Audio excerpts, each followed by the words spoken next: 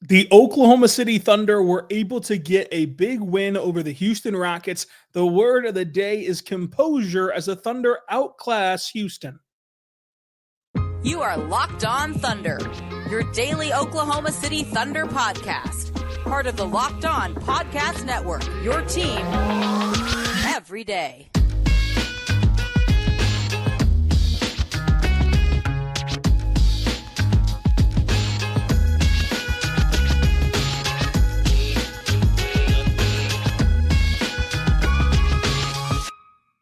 Let's get it going on the Locked On Thunder podcast on the Locked On Podcast Network, your team every day. I am your host, media member, and beat writer for InsideTheThunder.com, Rylan Stiles. Follow me on Twitter at Rylan_Stiles. Follow the show on Twitter at LOThunderPod. Email the show, LOThunderPod@gmail.com.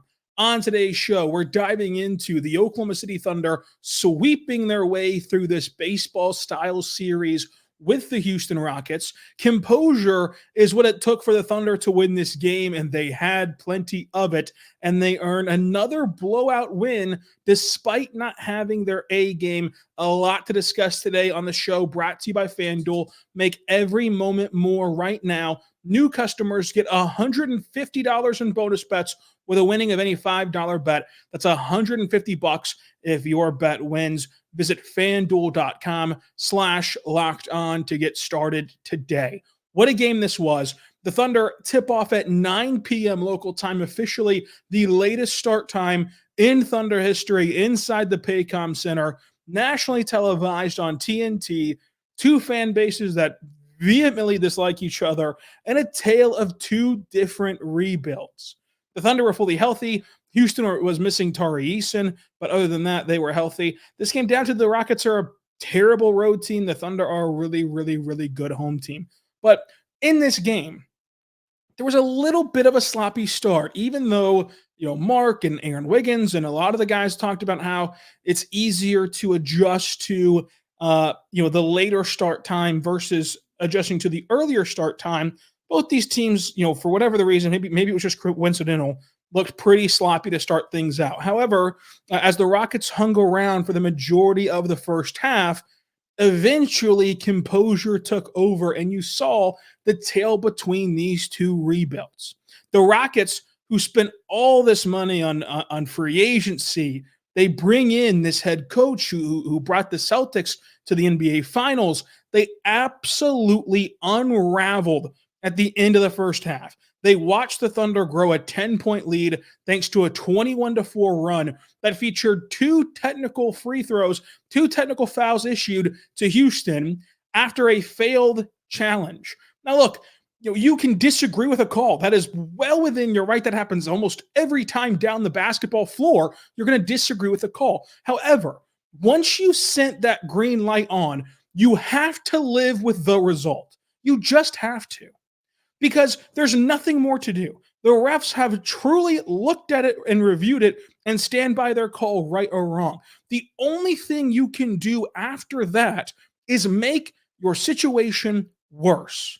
Because if you can somehow light up that green horn on the scorer's table, get a bad result or a result you're not wanting, and then talk your way into the proper result that you want, then you should not be playing basketball. You should not be coaching basketball. You should be selling beachfront property in Kansas. That's what you should be doing if you can find a way to do that.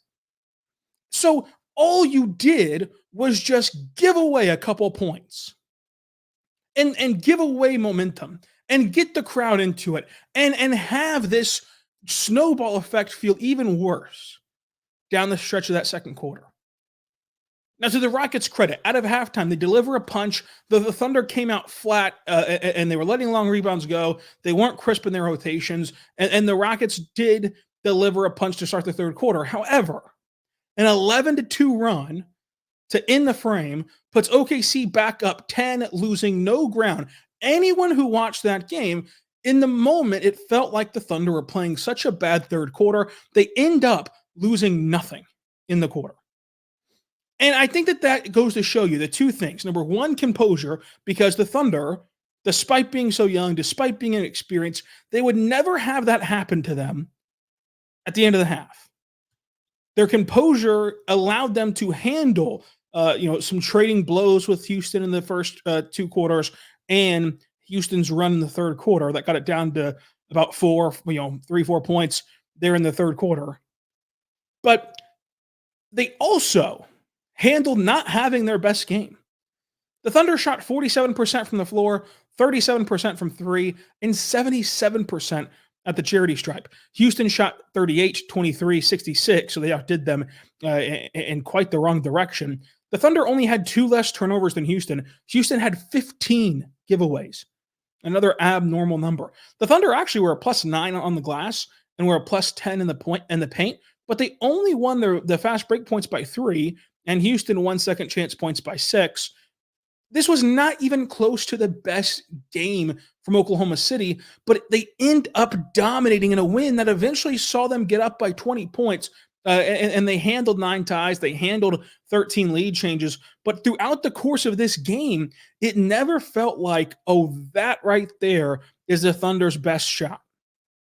Because even some of their best players, I mean, you look at the Lou Dort missed layups for an example of, like, typically this season he's gotten a lot better at the rim. He's gotten a lot better at making decisions whenever he's driving in the lane. And so for him to have spurts like that where he could not finish tonight, he just didn't have it going on the offensive end. Credit to him for staying with it defensively and producing his normal quality defense. But offensively, 1 for 9 is not the showing that you want from him. They fought through that. They fought through, again, some Rockets runs, but eventually they made enough runs of their own to not only get a win, but get a blowout win. And I think that you can look at SGA's game and it can really tell you the story of what happened.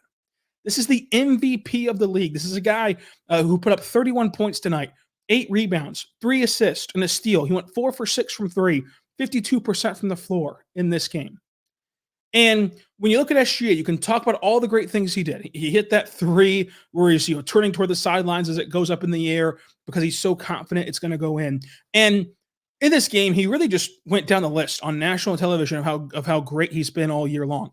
First things first, whenever we talk on this show about how SGA forces the defense to be wrong, you can look no further than that Jalen Green play, where Jalen Green has to pay up for sagging off of SGA, and SGA nails a 3.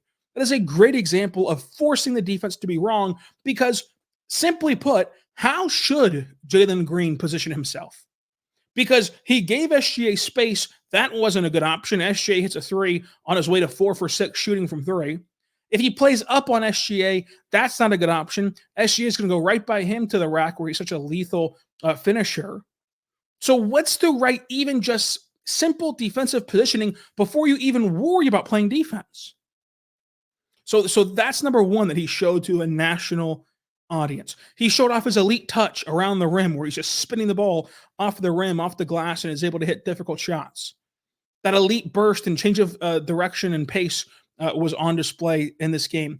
And what a fall away mid-range shot he hit. You look at the media seats for the majority of us are right at the top of 104, and my seat specifically is kind of in line with the basket, in front of the Thunder bench, where like you're looking head on at the backboard. SGA's shot, the degree of difficulty of this shot, he legit was taken out of view behind the backboard with this fall away mid-range jumper, and he cashed it home. But aside from all of that, because we've spent all year talking about how great SGA is, how elite he is, and again, even in this segment, called him the MVP of this league. The most impressive part is that how good this Thunder team is the fact that your MVP of the league, and by far your best player, he leaves this game in the fourth quarter after fighting with that 11-2 run to get you back up 10 at the end of the third. He leaves the game in the fourth quarter. You not only survive, you not only manage, but you make it so SGA returns to garbage time. You make it so it doesn't, the rest of the game is academic once it's time for SGA to come back in the rotation. That's how good this Thunder team is. That's how good this team is that their MVP can sit and enjoy some rest while the rest of the team puts the game away. And those things add up to the course of a season, and it creates valuable experience for these players like J-Dub who's stepping up, to help you grow this cushion, and Chet. And I think that just embodies exactly what this Thunder team has been all year long. I know it's the Rockets. I know that they're really bad on the road. I know that they've been bad of late, and they've fallen off of a cliff. But still, these things matter. The composure in that spot matters. Going back to the into the first half, being able to not only withstand your MVP heading to the bench, but thriving. And you pass the baton to guys who can not only pick up the slack but extend leads is big. Even other teams who are ran by star players, who are considered an upper echelon team in the league, even they don't enjoy that same luxury. But we got to talk SGA MVP case. We will do that from here to the end of the season. We've also got to talk Josh Giddey in this game, Chet Holmgren, J-Dub, and the rotation all coming up. But first, I want to tell you right now, our good friends over at Stitch Fix, go check them out today at stitchfix.com because they're awesome. And you should fully embrace them because you get instant confidence and that instant boost of confidence whenever you get an outfit that looks really good on you. That's where Stitch Fix can come in and truly help you out. Because what Stitch Fix is they can get you this upgraded wardrobe with a professional stylist that helps you find the new and up-to-trend and on-trend favorites for you. So check it out today with your stylist. They can get you all the right pieces on the right budget with the right fit. And also with Stitch Fix, it's so easy because you get delivered, these like 5 pieces, and whatever you don't want, you can just send back, and whatever you want to keep, you can keep, and you can send it back with no additional fees or anything else. So shippings, returns, and exchanges, they're always free. Go there right now to Stitch Fix. It's stitchfix.com/lockedon, stitchfix.com/lockedon. Go there right now because style that makes you feel as good as you look. Get started today at stitchfix.com/lockedon. Also want to say right now, better friends over at BetterHelp. Check out BetterHelp today and check them out because they are wonderful. It's the wonderful benefits of therapy, but it's entirely online. And at times, I think that we can all understand and feel compassion for things festering and remaining on your chest that you need to get off of, big or small, right? And there's certain things that are best expressed to a non-biased person that you can really just give it all to, and they can weigh in on how they see things to help you kind of work through some things. And so today you can check out betterhelp.com because I think that, at least for me, a lot of the times you can acknowledge, hey, therapy could really help here. Therapy could really help me work through this. But you stop yourself from getting that benefit because, well, I'm too busy, right? I'm too busy. I can't go to a physical building and see a therapist in real time because I've got so many other things to do. That's where BetterHelp comes in. It's entirely online and entirely suited and crafted and curated around your schedule to help you out and make sure that you can enjoy the benefits of therapy. So you go there, you take this online questionnaire, and then they match you with the licensed therapist. You can, of course, hopefully hit it off right away with that therapist. But if you don't, you can continue to rework that until you find the therapist that's right for you. It's entirely online, designed to be flexible and suitable for your schedule. Go check them out today at betterhelp.com/lockedonnba. That's betterhelp, HELP.com/lockedonnba. Get 10% off of your first month.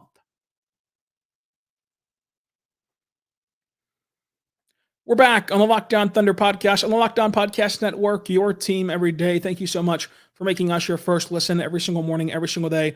We're here for you, talking Thunder basketball as the Thunder control the Locked On title belt yet again. A very, very long run since the Kings game. The Thunder have held on to this belt, and with the Spurs on tap, might not be giving it back anytime soon. But Josh Giddey in this game. He starts out with 9 quick points without hitting a 3, and that just perfectly put on display something that we've been harping on since FIBA in August. The difference for Josh Giddey is scoring inside the arc. He's never going to be an elite 3-point shooter.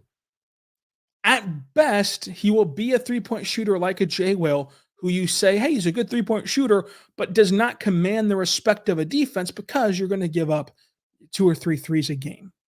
As much as you love Jay Will, people are not playing inside of his shorts, right? Even though he's been a good three-point shooter since stepping into this league, people are not just hounding down on him on the perimeter. That'd be the same case for Josh Giddey. So it's finding these ways to score inside the arc, which he did really well in this game. He hit that elbow jumper. He attacked Sengun and Fred VanVleet very hard to start this game early on. He had the floater working. He had this fantastic play where he gets a flyby defender out to the corner, dribbles inside the arc, pass fakes his way into an open floater, just showing off these really kind of unique ways to score at the rim and something that you've been trying to see him tap into and something that he has shown you previously, including within this NBA season, if you want to call it that, in terms of going back to FIBA, as in within this kind of window, because you don't want to call it a new year, but within this window of action. But I think that the biggest thing, right, because he was aggressive getting to the line, he did his job very well. But one of the biggest things was it felt like the coaching staff put him in a better position to succeed. Because you can talk, and people have talked, we've talked, it's been the talk of the season so far has been Josh Giddey.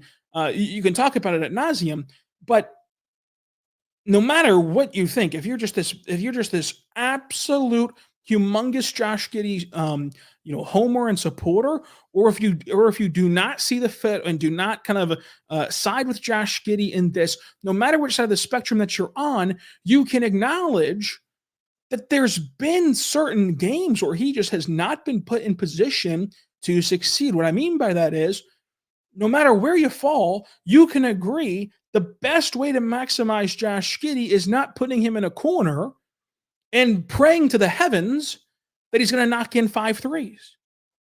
Relegating him to just standing in the corner is not the way to find success. Now, whose decision was that? We'll never know. We'll never know why that happened in certain games.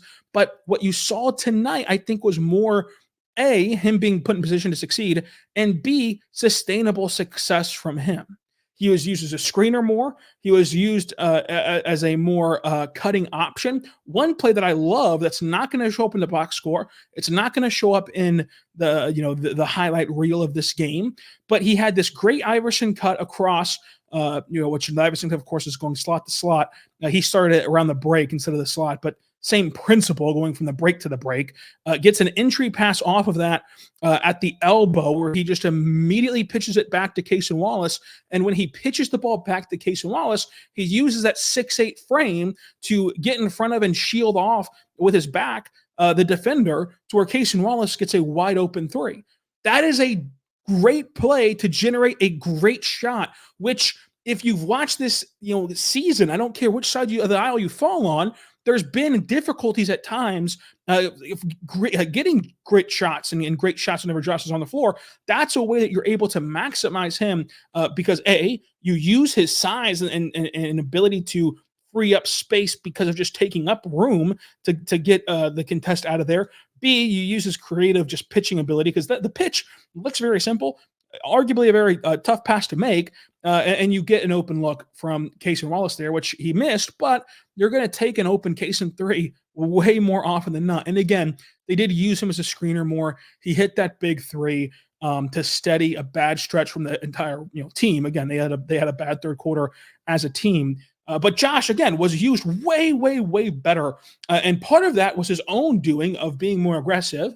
And part of that was he wasn't asked to just stand in the corner and wait around all day. It was a perfect blend of both things improving at once. And you saw what it looked like whenever you have a matchup like Sengun, you can attack, and it's not an elite rim protector, something that we've harped on in the show of like, when there's not an elite rim protector down there, Josh Giddey has to get better at scoring inside the arc, and this is what it can look like. And then B, again, not being just relegated to the corner was big for him as a screener, as a cutter, and as a driver to the rim. He had plenty of those as well for this game, as using his floater. Got deeper in the paint at times though to help him out as well. So this was a good Josh Giddey game. Now, I can already hear some of you typing, right? about all the different things. This is a good Josh Giddey game, not a perfect Josh Giddey game, because hardly ever will you find a player who plays perfectly. And so whenever you look at Josh Giddey's game, it's again going to be people are now just so staunched into what they already believe that every single game that goes by, they're going to look at Josh Giddey through this predetermined prism.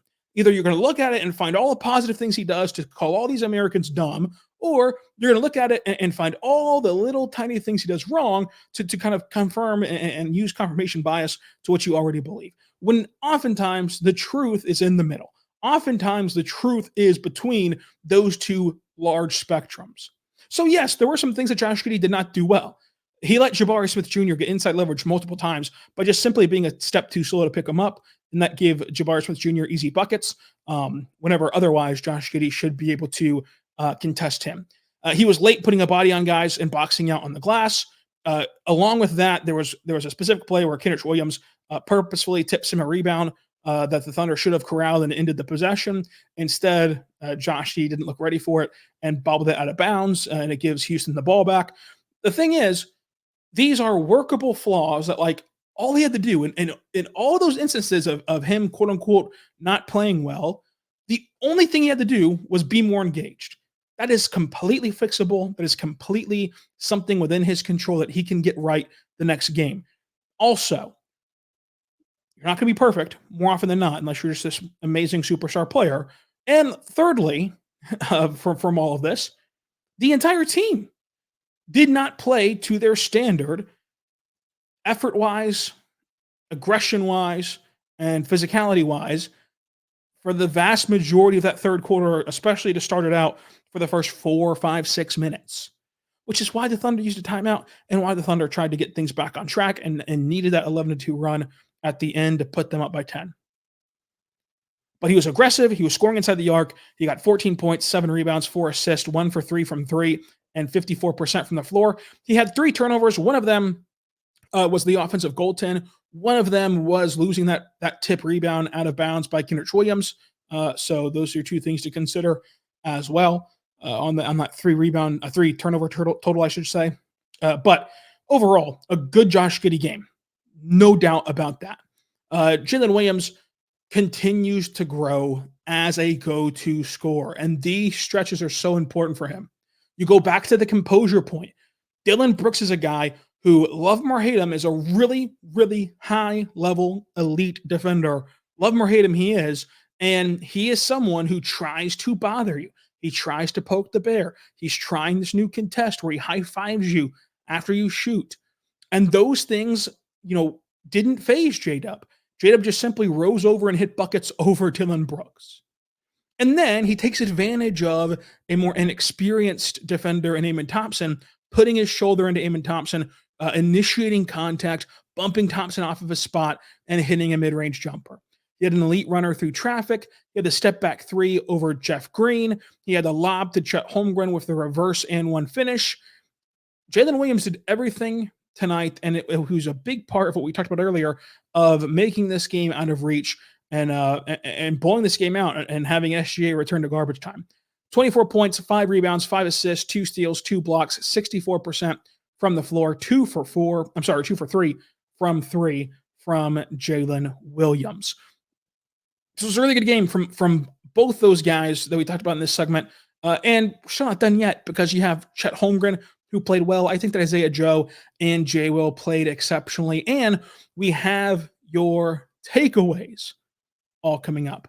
But first, want to tell you right now about our good friends over at eBay Motors. Check them out today at eBay Motors because passion, drive, and patience, that's what brings home a winning trophy. It's also what keeps your ride or die alive. eBay Motors has everything you need to maintain your vehicle and level it up to the peak performance, from superchargers, roof racks, exhaust kits, LED headlights, and more. Whether you're into speed, power, or style, eBay Motors has got you covered. With 122 million parts to choose from, your number one ride or die, you'll always find exactly what you're looking for with eBay's Guaranteed Fit. Your parts guaranteed to fit your ride every time, or your money back. Because with eBay Motors, you're burning rubber, not cash. with all the parts to choose from and at the prices that you want. It's easy to turn your car into the MVP and bring home that win. Keep your ride or die alive at ebaymotors.com. Eligible items only, exclusions apply. eBay Motors, guaranteed fit, available to U.S. customers. We're back on the Locked On Thunder podcast, on the Locked On Podcast Network, your team every day. Thank you so much for making us your first listen every single morning, every single day. We're here for you, talking Thunder basketball. Subscribe for free across all podcasting platforms so you never miss an episode. And, folks, check out the Locked On Sports Today YouTube channel. It's a national sports 24/7 streaming channel on YouTube and also available on Amazon Fire TV with the free Fire TV channels app. Locked On Sports Today is here for you 24/7, covering the top stories in sports with our local experts and also our national shows as well. So find Locked On Sports Today, now available for free on the Fire TV channels app. Check it out today. Locked On Sports Today. Now let's continue on talking about this Houston Rockets game. Chet Holmgren, 18 points, 13 rebounds, 2 assists, a steal, 3 blocks, 1 for 4 from 3, 46% from the floor. He brought the physicality. And again, it's Rockets head coach Ime Udoka telling the story of this game, where in the post game, he's ranting about, Chet Holmgren shouldn't be out physicaling and throwing the Rockets around, but he did. And you can see as each game passes by, Chet Holmgren's picking up these little tricks. You go back and look at that steal he got on Şengün in the post. Whenever he stole away that entry pass, he's kind of pulling on Şengün's jersey a little bit, get him out of the way, and getting around for the steal. His length allows him to just frustrate offenses. He can play the gap, he can defend 2 guys at once, and he can absolutely end a pick and roll possession before it starts. His shot blocking ability is one that generates stops because he keeps balls in play and taps it out to his teammates. It led to a 6-0 run in a big way in the third quarter when they desperately had to have it. It was from, oddly enough, of course, Lu Dort, who we talked about earlier, didn't have it offensively, and then Josh Giddey hit the corner 3 as well to have a 6-0 run and really spark things for the Thunder. And then he had arguably the play of the night, and I'm not talking that reverse dunk, lob, and one alley-oop from J-Dub. He threw an alley-oop to Gordon Hayward. Party like it's 2013. What did we all see? It was like a fever dream. I thought it was at a Grateful Dead concert during Woodstock. What was going on? Did I see what I just saw? Gordon Hayward gonna leap up, slam home an alley-oop? I had to check. I mean, I know it was a late start. I didn't think I had anything crazy pregame. What happened? Turn back the clock. It was crazy. It was crazy. A great lob. Gordon Hayward got that lob. Had an and one as well. And I think that with Gordon Hayward, there's been multiple people. I'll try to shout you out whenever we get to the takeaways. But that mention, is Gordon Hayward just out there doing cardio? Yeah, he should be. Gordon Hayward hasn't played NBA basketball since you left out milk and cookies for Santa.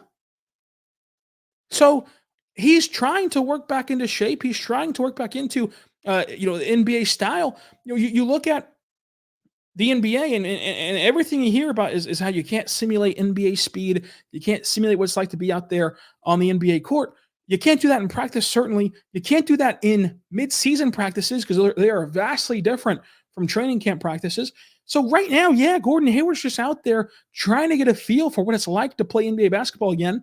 And I think that'll quickly adjust and it'll quickly become a more forceful part of what the Thunder are trying to do and what the Thunder offense is. But right now he's doing cardio, rightfully so, trying to get back into the groove of things. But Gordon Hayward, throwing down that lob was just, it was something else. J-Will draws a charge, has 5 points, 3 boards, 2 assists, a steal, and a block, 2 for 2 from 3, and a plus 14. Brought that physicality that we talked about earlier that frustrated the Rockets. J-Will's been really good for the last 5 games, and you want to see him continue to grow on that, continue to build on that. Isaiah Joe gets a putback through traffic where he just jumps off this trampoline and puts it back with his, I believe it was his left hand that he put it back with. But great job by Isaiah Joe. Then he comes down the other end and high points a defensive rebound to end a possession during that stretch where the Thunder could really use some help on the glass. They ended up winning the battle of the boards in this game, but Joe went a long way in doing that. And then he drew a charge. He finishes with 2 rebounds, 2 points, a charge, and an assist in this game, kind of doing some dirty work. Oh, yeah, he did for Isaiah Joe. Lu Dort, again, struggled at the rim. This was kind of weird because, like, I didn't particularly have a problem with anything Lu Dort did in terms of the 9 shots. Obviously, he only made 1 of them. But a lot of it was just like he physically didn't get high enough to get the ball over the rim and into the cup. He could not put the pumpkin in the patch. It was just weird because, whenever you see guys leave shots that short, especially leave shots short at the rim like that, you just assume that like their legs aren't with them and maybe they're dragging a little bit. But he played really well offensively. He drew a couple offensive fouls drawn on the defensive end. Like he played really well defensively. It's kind of inexplainable, from Lu Dort at the rim. MVP of the game, you can give it to Josh, you can give it to Shai, you can give it to Chet, you can give it to J-Dub. Just really, really, really good game. Thursday, we're going to wrap up your Mailbag podcast, so drop some more questions on YouTube that we can clean things up with, or on Twitter at Ryland_Styles. Friday, we're going to do a Spurs recap, obviously, and also on Thursday, we'll talk more about this team as we might have a stock watch episode Thursday, depending upon the questions that we get. If we get enough questions, we'll do another mailbag. If we don't, we'll do stock watch. So stay on your toes about what to do on Thursday. Now, your takeaways from this game. Tyler Brooks says, do you think Biyombo will be an extended role moving forward, or will he stay on the bench? And how will the Thunder fill their empty roster spot after waiving Poku?